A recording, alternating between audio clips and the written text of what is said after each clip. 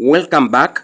We are supposed to expand these linear factors of quadratic expression and then find the coefficient of any square and any.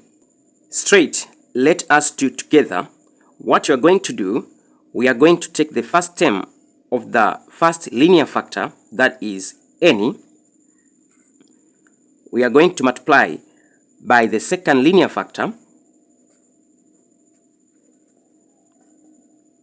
then plus the second term of the first linear factor, which is 9,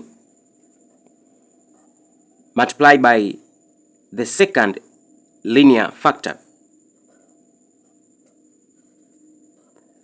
Let us open the bracket by using any and 9. Any multiplied by any, we get any square, plus any multiplied by 3, it is 3 any, plus 9 multiplied by any, we get 9 any. 9 multiplied by 3, we get 27. Let us add the middle term. Here we are going to have any square, 3 any plus 9 any, we are going to get plus 12 any, then plus our constant term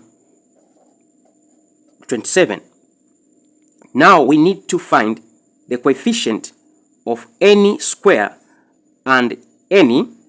The coefficient of any square is 1 and the coefficient of any is 12. So